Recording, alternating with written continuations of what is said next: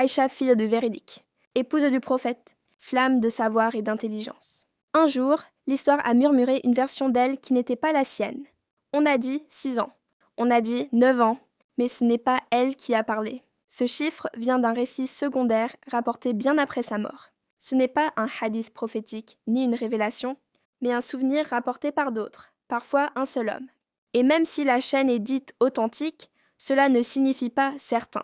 Cela signifie seulement pas de menteur connu, pas d'escroc, pas de contradiction majeure, mais l'authenticité de la chaîne ne garantit ni l'exactitude du contenu, ni l'infaillibilité de la mémoire humaine. Bukhari a rassemblé ces récits 2 siècles après les faits, dans une époque marquée par des tensions politiques et doctrinales. Lui-même l'a dit, « Si une erreur s'y trouve, elle vient de moi sans intention, mais des faits nous éclairent autrement. » Aïcha était fiancée à un autre homme avant son mariage prophétique. Elle enseignait, débattait, participait à la vie publique.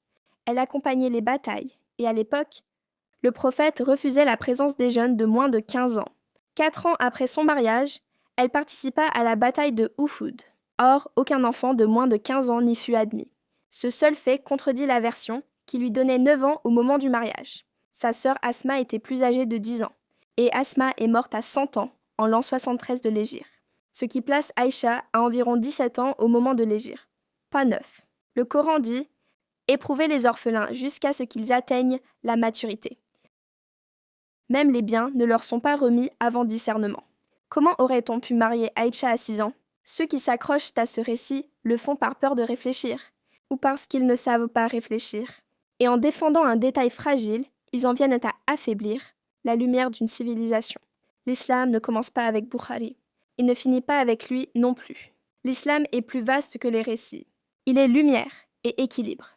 Et Aïcha n'était pas une enfant muette dans l'histoire. Elle était une voix, une force, une héritière du savoir.